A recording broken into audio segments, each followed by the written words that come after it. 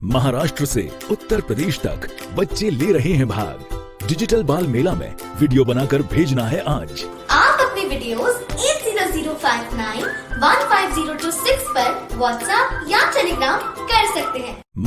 Ladies and gentlemen, please welcome Honorable Prime Minister.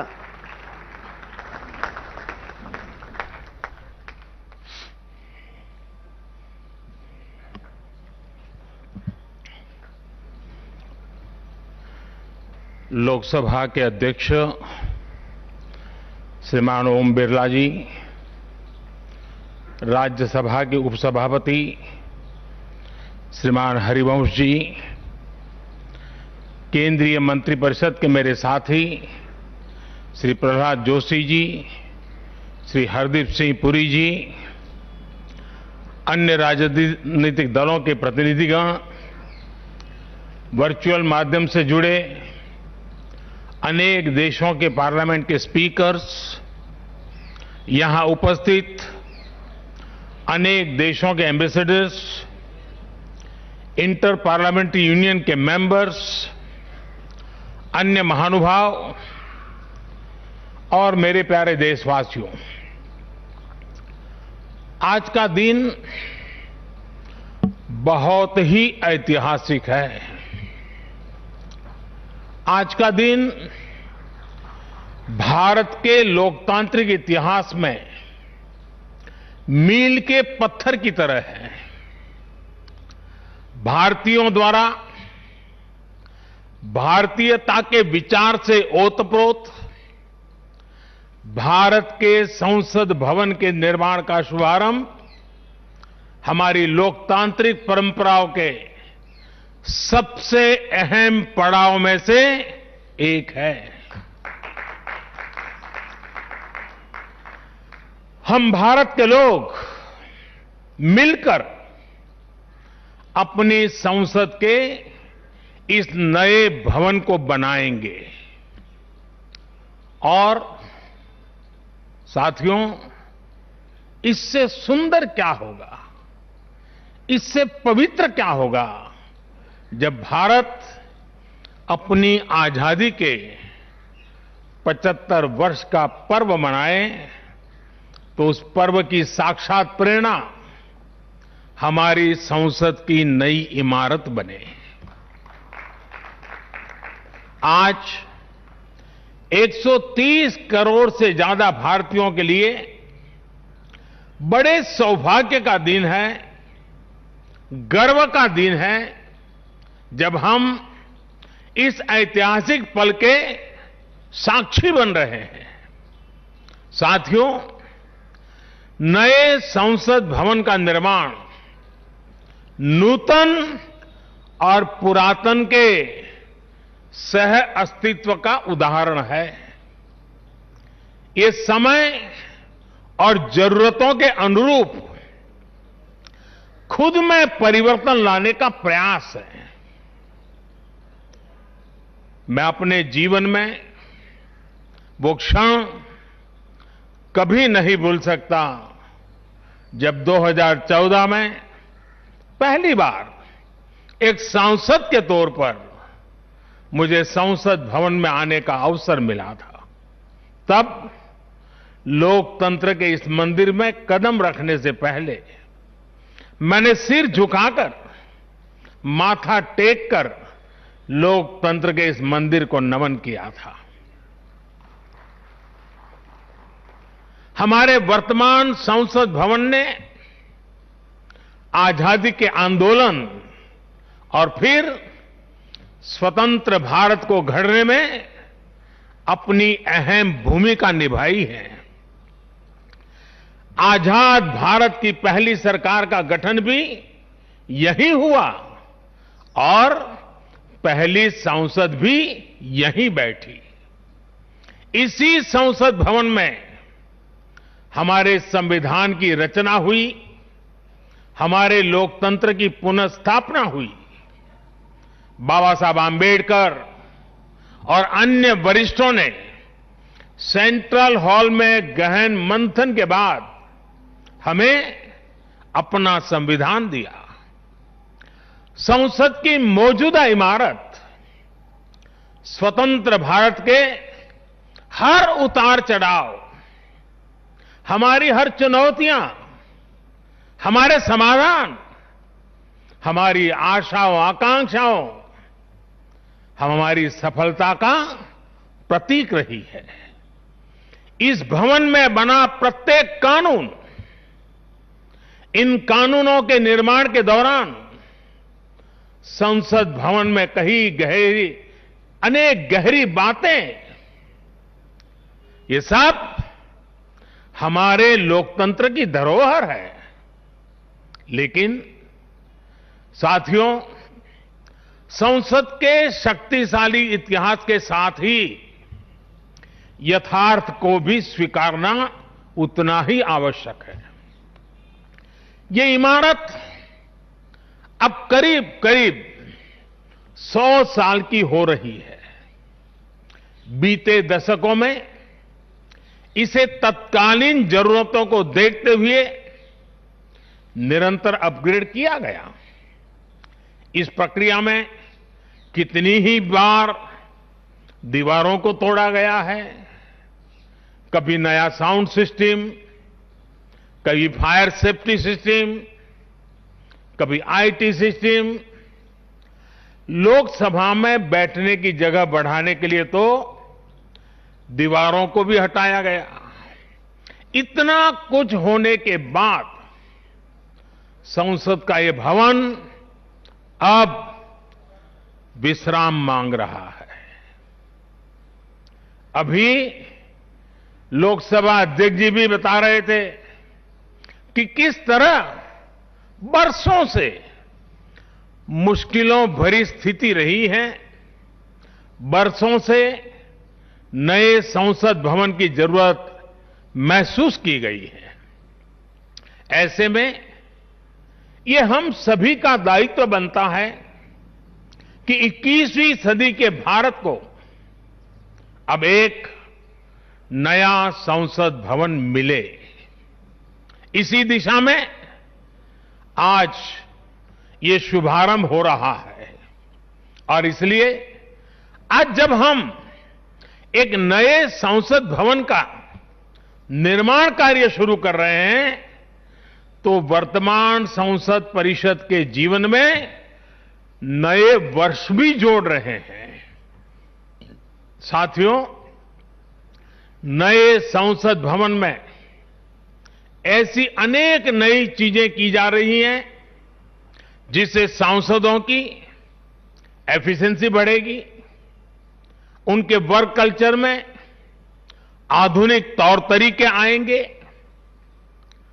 अब जैसे अपने सांसदों से मिलने के लिए उनके संसदीय क्षेत्र से लोग आते हैं, तो अभी जो संसद भवन है उसमें लोगों को बहुत दिक्कत होती है, आम जनता को दिक्कत होती है, नागरिकों को दिक्कत होती है। आम जनता को अपनी कोई परेशानी अपने सांसद को बतानी है, कोई सुख दुख बांटना है, तो इसके लिए भी संसद भवन में स्थान की बहुत कमी महसूस होती है। भविष्य में प्रत्येक सांसद के पास ये सुविधा होगी कि वो अपने क्षेत्र के लोगों से यहीं निकट में ही, इसी ये विशाल परिसर के बीच में ही उनको एक व्यवस्था मिलेगी ताकि वो अपने संसदीय क्षेत्र से आए लोगों को उनके सुख दुख बांट सके। साथियों, पुराने संसद भवन ने स्वतंत्रता के बाद के भारत को दिशा दी, तो नया भवन आत्मनिर्भर भारत के निर्माण का गवाह बनेगा। पुराने संसद भवन में देश की आवश्यकताओं की पूर्ति के लिए काम हुआ, तो नए भवन में 21वीं सदी के भारत की आकांक्षाएं पूरी की जाएगी। जैसे आज इंडिया गेट से आगे नेशनल वॉर मेमोरियल ने राष्ट्रीय पहचान बनाई है, वैसे ही संसद का नया भवन अपनी पहचान स्थापित करेगा। देश के लोग, आने वाली पीढ़ियां नए भवन को देखकर गर्व करेगी कि ये स्वतंत्र भारत में बना है। आजादी के 75 वर्ष का स्मरण करते हुए इसका निर्माण हुआ है। साथियों, संसद भवन की शक्ति का स्रोत, उसकी ऊर्जा का स्रोत हमारा लोकतंत्र है। आजादी के समय किस तरह से एक लोकतांत्रिक राष्ट्र के रूप में भारत के अस्तित्व पर संदेह और शंकाएं जताई गई थी, ये इतिहास का हिस्सा है। अशिक्षा, गरीबी, सामाजिक विविधता और अनुभवहीनता जैसे अनेक तर्कों के साथ ये भविष्यवाणी भी कर दी गई थी कि भारत में लोकतंत्र असफल हो जाएगा।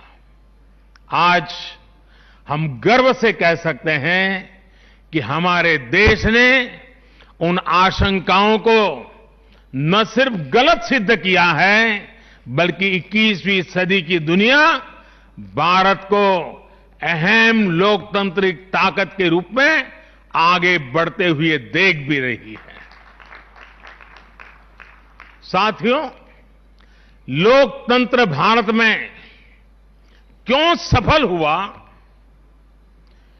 क्यों सफल है और क्यों कभी लोकतंत्र पर आंच नहीं आ सकती, ये बात हमारी हर पीढ़ी को जानना समझना बहुत आवश्यक है। हम देखते सुनते हैं, दुनिया में 13वीं शताब्दी में रचित मैग्ना कार्टा की बहुत चर्चा होती है। कुछ विद्वान इसे लोकतंत्र की बुनियाद भी बताते हैं, लेकिन ये भी बात उतनी ही सही है कि मैग्ना कार्टा से भी पहले 12वीं शताब्दी में, 12th सेंचुरी में ही भारत में भगवान बसवेश्वर का अनुभव मंटपम अस्तित्व में आ चुका था। अनुभव मंटपम के रूप में उन्होंने लोक संसद का न सिर्फ निर्माण किया था, बल्कि उसका संचालन भी सुनिश्चित किया था। और भगवान बसवेश्वर जी ने कहा था, ಈ ಅನುಭವ ಮಂಟಪ ಜನಸಭಾ ನಾದಿನ ಮಟ್ಟು ರಾಷ್ಟ್ರದ ಉನ್ನತಿಗೆ ಹಾಗೂ ಅಭಿವೃದ್ಧಿಗೆ ಪುರಗಾವಗಿ ಕೆಲಸ ಮಾಡುತ್ತದೆ। यानी ये अनुभव मंटपम एक ऐसी जनसभा है जो राज्य और राष्ट्र के हित में और उनकी उन्नति के लिए सभी को एकजुट होकर काम करने के लिए प्रेरित करती है। अनुभव मंटपम लोकतंत्र का ही तो एक स्वरूप था। साथियों, इस कालखंड के और पहले जाएं तो तमिलनाडु में चेन्नई से 80-85 किलोमीटर दूर उत्तरा मेरूर नाम के गांव में एक बहुत ही ऐतिहासिक साक्ष्य दिखाई देता है। इस गांव में चोल साम्राज्य के दौरान 10वीं शताब्दी में पत्थरों पर तमिल में लिखी गई पंचायत व्यवस्था का वर्णन है, 10th सेंचुरी। और इसमें बताया गया है कि कैसे हर गांव को कुटुंब में कैटेगराइज किया जाता था, जिनको अगर आज की भाषा में कहना है तो हम आज उसको एक वार्ड कह सकते हैं। उन कुटुंबों से एक एक प्रतिनिधि महासभा में भेजा जाता था। और जैसा आज भी होता है, इस गांव में 1000 वर्ष पूर्व जो महासभा लगती थी वो आज भी वहां मौजूद है। और साथियों, 1000 वर्ष पूर्व बनी इस लोकतांत्रिक व्यवस्था में एक और बात बहुत महत्वपूर्ण थी। उस पत्थर पे लिखा हुआ है, उस शिलालेख में वर्णन है इसका, और उसमें कहा गया है कि जनप्रतिनिधि को चुनाव लड़ने के लिए अयोग्य घोषित करने का भी प्रावधान था उस जमाने में। और नियम क्या था? नियम यह था कि जो जनप्रतिनिधि अपनी संपत्ति का ब्यौरा नहीं देगा, वो और उसके करीबी रिश्तेदार चुनाव नहीं लड़ पाएंगे। कितने सालों पहले, सोचिए कितनी बारीकी से उस समय पर हर पहलू को सोचा गया, समझा गया, अपनी लोकतांत्रिक परंपराओं का हिस्सा बनाया गया। साथियों, लोकतंत्र का इतिहास देश के हर कोने में नजर आता है, कोने कोने में नजर आता है। कुछ शब्दों से तो हम बराबर परिचित हैं। सभा, समिति, गणपति, गणाधिपति, ये शब्दावली हमारे मन मस्तिष्क में सदियों से प्रवाहित है। सदियों पहले शाक्य, मल्ल और बेज्जी जैसे गणतंत्र हो, लिच्छवी, मल्लक, मड़क और कंबोज जैसे गणराज्य हो, या फिर मौर्य काल में कलिंग, सभी ने लोकतंत्र को ही शासन का आधार बनाया था। हजारों साल पहले रचित हमारे वेदों में से ऋग्वेद में लोकतंत्र के विचार को समज्ञान यानी समूह चेतना, कलेक्टिव कॉन्शियसनेस के रूप में देखा गया है। साथियों, आमतौर पर अन्य जगहों पर जब डेमोक्रेसी की चर्चा होती है तो ज्यादातर चुनाव की प्रक्रिया, इलेक्टेड मेंबर्स, उनके गठन की रचना, शासन प्रशासन, लोकतंत्र की परिभाषा इन्हीं चीजों के आसपास रहती है। इस प्रकार की व्यवस्था पर अधिक बल देने को ही ज्यादातर स्थानों पर उसी को डेमोक्रेसी कहते हैं। लेकिन भारत में लोकतंत्र एक संस्कार है। भारत के लिए लोकतंत्र जीवन मूल्य है, जीवन पद्धति है, राष्ट्र जीवन की आत्मा है। भारत का लोकतंत्र सदियों के अनुभव से विकसित हुई व्यवस्था है। भारत के लिए लोकतंत्र में मंत्र भी है, जीवन तत्व भी है, और साथ ही व्यवस्था का तंत्र भी है, तत्व भी है, तंत्र भी है। समय समय पर इसमें व्यवस्थाएं बदलती रही, प्रक्रियाएं बदलती रही, लेकिन आत्मा लोकतंत्र ही रही।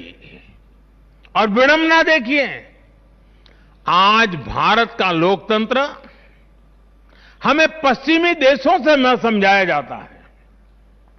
जब हम विश्वास के साथ अपने लोकतांत्रिक इतिहास का गौरवगान करेंगे तो वो दिन दूर नहीं जब दुनिया भी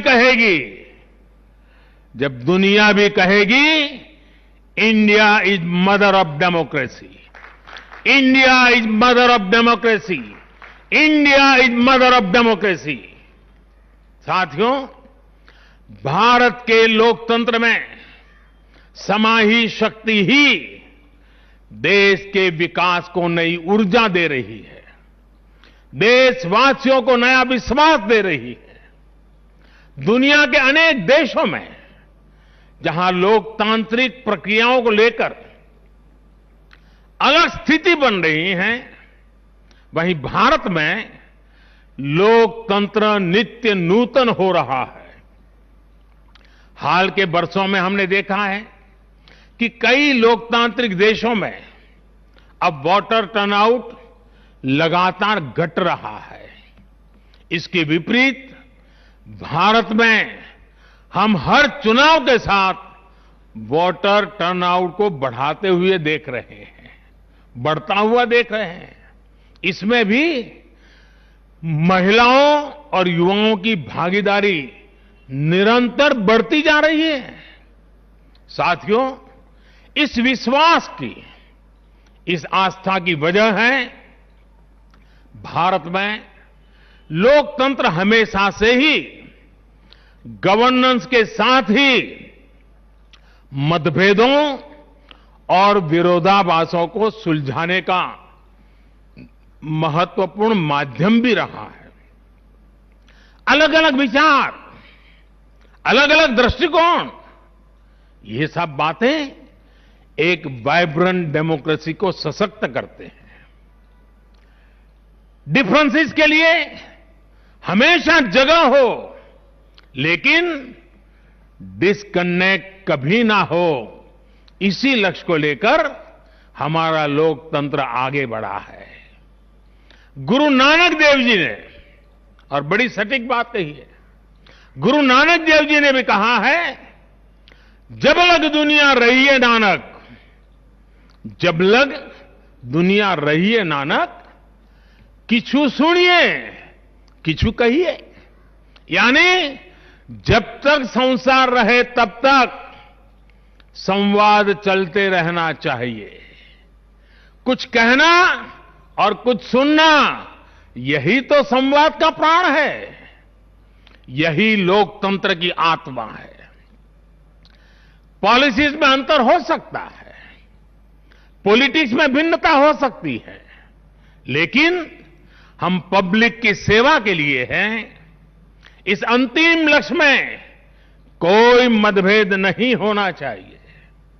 वाद संवाद संसद के भीतर हो या संसद के बाहर, राष्ट्र सेवा का संकल्प, राष्ट्रहित के प्रति समर्पण लगातार झलकना चाहिए।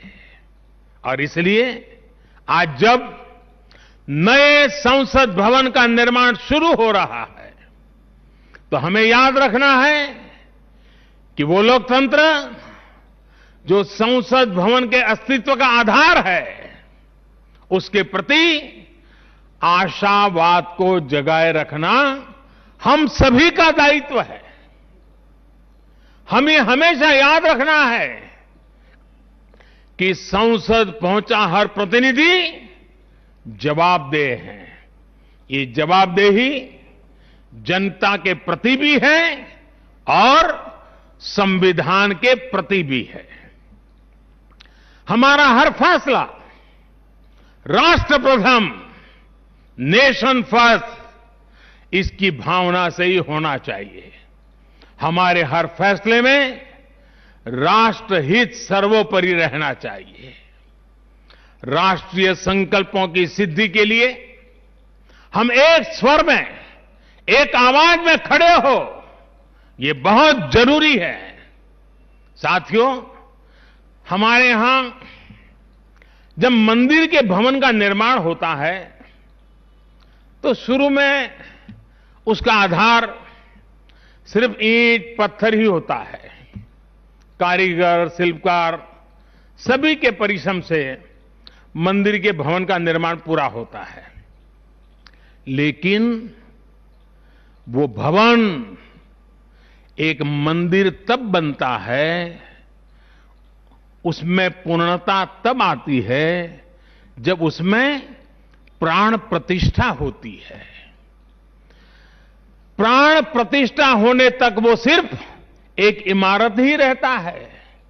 साथियों, नया संसद भवन भी बनकर तो तैयार हो जाएगा, लेकिन वो तब तक एक इमारत ही रहेगा जब तक उसकी प्राण प्रतिष्ठा नहीं होगी। लेकिन ये प्राण प्रतिष्ठा किसी एक मूर्ति की नहीं होगी। लोकतंत्र के इस मंदिर में इसका कोई विधान भी नहीं है, विधि विधान भी नहीं है। इस मंदिर की प्राण प्रतिष्ठा करेंगे इसमें चुनकर आने वाले जनप्रतिनिधि, उनका समर्पण, उनका सेवा भाव इस मंदिर की प्राण प्रतिष्ठा करेगा। उनका आचार, विचार, व्यवहार इस लोकतंत्र के मंदिर की प्राण प्रतिष्ठा करेगा। भारत की एकता, अखंडता को लेकर किए गए उनके प्रयास इस मंदिर की प्राण प्रतिष्ठा की ऊर्जा बनेंगे। जब एक एक जनप्रतिनिधि अपना ज्ञान, अपना कौशल्य, अपनी बुद्धि, अपनी शिक्षा, अपना अनुभव पूर्ण रूप से यहां निचोड़ देगा, राष्ट्रहित में निचोड़ देगा, उसी का अभिषेक करेगा, तब इस नए संसद भवन की प्राण प्रतिष्ठा होगी। यहां राज्यसभा काउंसिल ऑफ स्टेट्स है, एक ऐसी व्यवस्था है जो भारत के फेडरल स्ट्रक्चर को बल देती है। राष्ट्र के विकास के लिए राज्य का विकास, राष्ट्र के विकास के लिए राज्य का विकास, राष्ट्र की मजबूती के लिए राज्य की मजबूती, राष्ट्र के कल्याण के लिए राज्य का कल्याण, इस मूलभूत सिद्धांत के साथ काम करने का हमें प्रण लेना है। पीढ़ी दर पीढ़ी आने वाले कल में जो जनप्रतिनिधि यहां आएंगे, उनके शपथ लेने के साथ ही प्राण प्रतिष्ठा के इस महायज्ञ में उनका योगदान शुरू हो जाएगा। इसका लाभ देश के कोटि कोटि जनों को होगा। संसद की नई इमारत एक ऐसी तपोस्थली बनेगी जो देशवासियों के जीवन में खुशहाली लाने के लिए काम करेगी, जन कल्याण का काम करेगी। साथियों, 21वीं सदी भारत की सदी हो, यह हमारे देश के महापुरुषों और महान नारियों का सपना रहा है। लंबे समय से इसकी चर्चा हम सुनते आ रहे हैं। 21वीं सदी भारत की सदी तब बनेगी जब भारत का एक एक नागरिक अपने भारत को सर्वश्रेष्ठ बनाने के लिए अपना योगदान देगा। बदलते हुए विश्व में भारत के लिए अवसर बढ़ रहे हैं। कभी कभी तो लगता है जैसे अवसर की बाढ़ आ रही है। इस अवसर का हमें किसी भी हालत में, किसी भी सूरत में इन अवसरों को हमें हाथ से निकलने नहीं देना है। पिछली शताब्दी के अनुभवों ने हमें बहुत कुछ सिखाया है। उन अनुभवों से सीखे और उन अनुभवों की सीख हमें बार बार याद दिला रही है कि अब समय नहीं गंवाना है, समय को साधना है। साथियों, एक बहुत पुरानी और महत्वपूर्ण बात मैं आज जिक्र करना चाहता हूं। वर्ष 1897 में स्वामी विवेकानंद जी ने देश की जनता के सामने 1897 में कहा था कि अगले 50 सालों के लिए उन्होंने एक आह्वान किया था और स्वामी जी ने कहा था कि आने वाले 50 सालों तक भारत माता की आराधना ही सर्वोपरि हो। देशवासियों के लिए उनका यही एक काम, भारत माता की आराधना। और हमने देखा उस महापुरुष की वाणी की ताकत। इसके ठीक 50 वर्ष बाद 1947 में भारत को आजादी मिल गई थी। आज जब संसद के नए भवन का शिलान्यास हो रहा है तो देश को एक नए संकल्प का भी शिलान्यास करना है। हर नागरिक को नए संकल्प का शिलान्यास करना है। स्वामी विवेकानंद जी ने उनके उस आह्वान को याद करते हुए हम सबको ये संकल्प लेना है। ये संकल्प हो इंडिया फर्स्ट का, भारत सर्वोपरि। हम सिर्फ और सिर्फ भारत की उन्नति, भारत के विकास को ही अपनी आराधना बना ले। हमारा हर फैसला देश की ताकत बढ़ाए। हमारा हर निर्णय, हर फैसला एक ही तराजू में तोला जाए और वो तराजू है देश का हित सर्वोपरि, देश का हित सबसे पहले। हमारा हर निर्णय वर्तमान और भावी पीढ़ी के हित में हो। साथियों, स्वामी विवेकानंद जी ने तो 50 वर्ष की बात की थी। हमारे सामने 25-26 साल बाद आने वाली भारत की आजादी की 100वीं वर्षगांठ है, जब देश वर्ष 2047 में 2047 में अपनी स्वतंत्रता के 100वें वर्ष में प्रवेश करेगा। तब हमारा देश कैसा हो, हमें देश को कहां तक ले जाना है, इस 25-26 वर्ष कैसे हमें खप जाना है, इसके लिए हमें आज संकल्प लेकर काम शुरू करना है। जब हम आज संकल्प लेकर देश हित को सर्वोपरि रखते हुए काम करेंगे तो देश का वर्तमान ही नहीं बल्कि देश का भविष्य भी बेहतर बनाएंगे। आत्मनिर्भर भारत का निर्माण, समृद्ध भारत का निर्माण अब रुकने वाला नहीं है, कोई रोक भी नहीं सकता।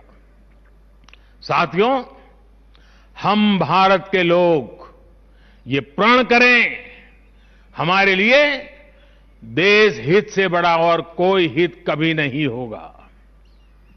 हम भारत के लोग ये प्रण करें, हमारे लिए देश की चिंता अपनी खुद की चिंता से बढ़कर होगी। हम भारत के लोग ये प्रण करें, हमारे लिए देश की एकता अखंडता से बढ़कर कुछ नहीं होगा। हम भारत के लोग ये प्रण करें, हमारे लिए देश के संविधान की मान मर्यादा और उसकी अपेक्षाओं की पूर्ति जीवन का सबसे बड़ा ध्येय होगी। हमें गुरुदेव रविन्द्रनाथ टैगोर की ये भावना हमेशा याद रखनी है। और गुरुदेव रविन्द्रनाथ टैगोर की भावना क्या थी? गुरुदेव कहते थे, एकोता उत्साहो धरो, एकोता उत्साहो धरो, জাতীয় উন্নতি করো, দুসুক ভুবনে সবে ভারতের জয়। यानी एकता का उत्साह थामे रहना है। हर नागरिक उन्नति करे, पूरे विश्व में भारत की जय जयकार हो। मुझे विश्वास है हमारी संसद का नया भवन हम सभी को एक नया आदर्श प्रस्तुत करने की प्रेरणा देगा। हमारी लोकतांत्रिक संस्थाओं की विश्वसनीयता हमेशा और मजबूत होती रहे। इसी कामना के साथ मैं अपनी वाणी को विराम देता हूं और 2047 के संकल्प के साथ पूरे देशवासियों को चल पड़ने के लिए निमंत्रण देता हूं। आप सबका बहुत बहुत धन्यवाद। धन्यवाद माननीय प्रधानमंत्री जी, आपके प्रेरणादायक शब्दों के लिए आपका हृदय से आभार। अंत्योदय से राष्ट्रोदय की संकल्पना को साकार करते मां भारती की सेवा में समर्पित माननीय प्रधानमंत्री जी, आपके मार्गदर्शन में बनने वाला नया संसद भवन विश्व की ललाट पर दमकते भारत के लोकतंत्र को समर्पित है, जो भारत सर्वोपरि का जो नारा आपने दिया उसे मूर्त रूप भी देगा।